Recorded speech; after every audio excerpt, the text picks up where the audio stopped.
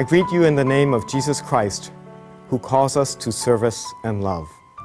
I'd like to share with you a passage that comes from the Gospel of Matthew, from the 25th chapter, beginning with verse 35.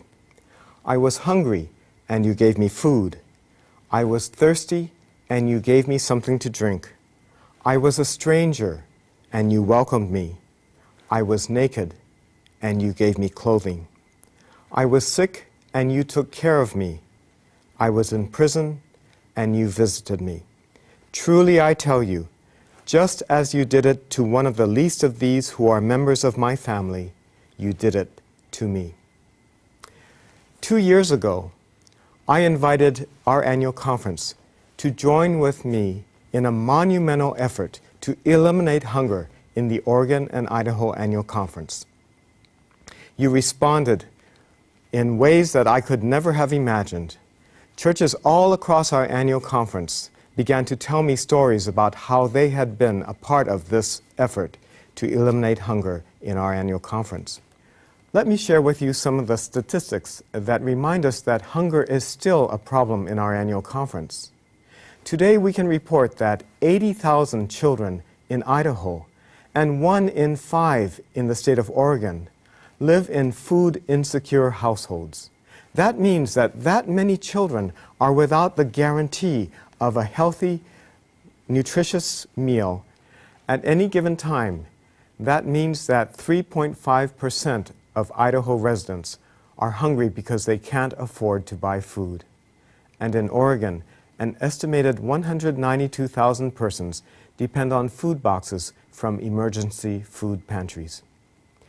Soup kitchens, like the ones that many of our United Methodists are serving at, serve 4 million meals per year.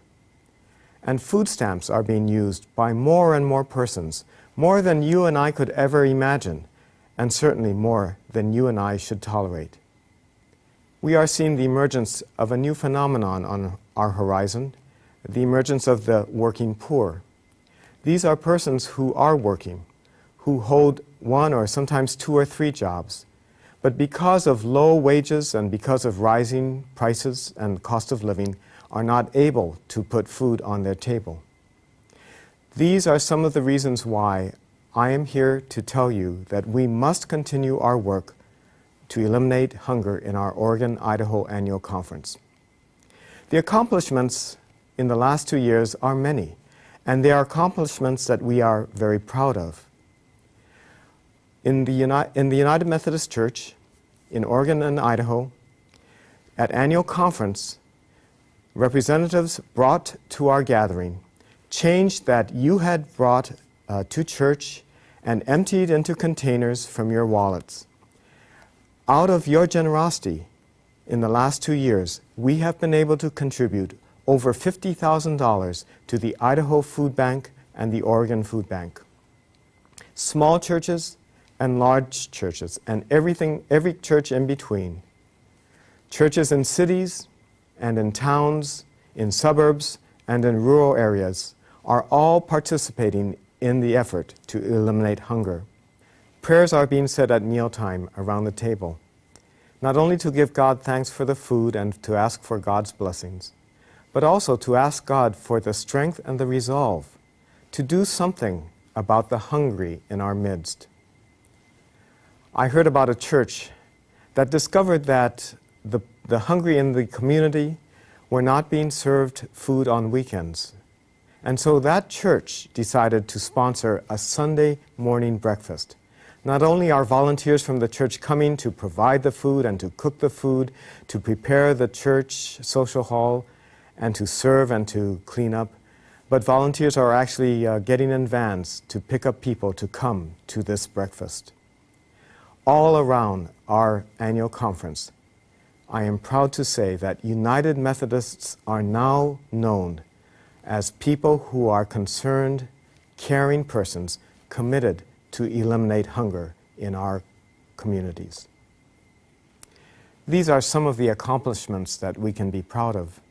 And yet, I continue to believe that in the midst of unprecedented wealth and prosperity, the nagging presence of hunger in our communities is an ethical and moral shame. Statistics demonstrate that despite the abundance of produce and edible goods, we live alongside many who do not have adequate nutrition. Children, women, and men are affected. To us, as followers of Jesus Christ, the presence of hunger should be deplorable. When we fail to address it, our faith is dead. If statistics tell us of many without adequate nutrition, they also reveal that in actuality, it is well within our means to eliminate hunger. There is ample food being produced in the nation, and we have the means of delivering that food to all.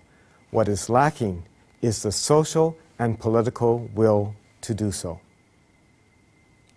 I'd like to invite you to continue with me in this journey of eliminating hunger in our Oregon and Idaho annual conference. I am here to introduce you to a new program of the Bishop's Initiative to Eliminate Hunger. It is called Recipe for Enough. The Hunger Task Force has been working diligently and creatively to produce the resource which you now hold. Recipe for Enough is that resource.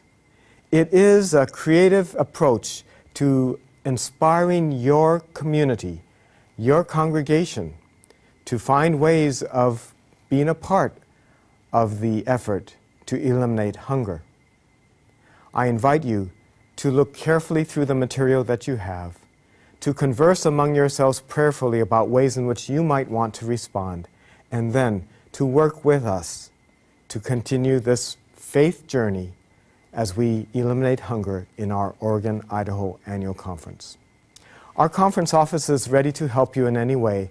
You have only to call us to ask for some advice or some clarification, and we will be happy to assist you in making Recipe for Enough a part of your congregation's response to the effort, the initiative to eliminate hunger in the Oregon and Idaho annual conference.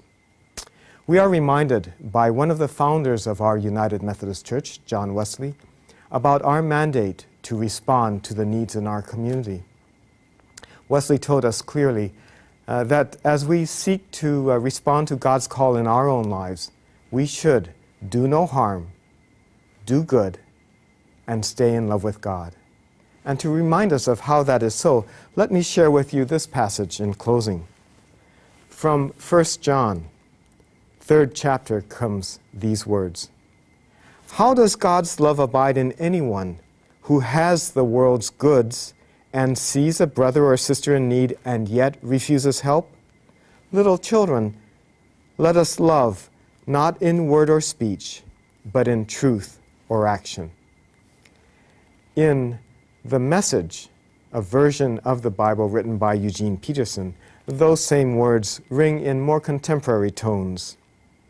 If you see some brother or sister in need and have the means to do something about it, but turn a cold shoulder and do nothing, what happens to God's love?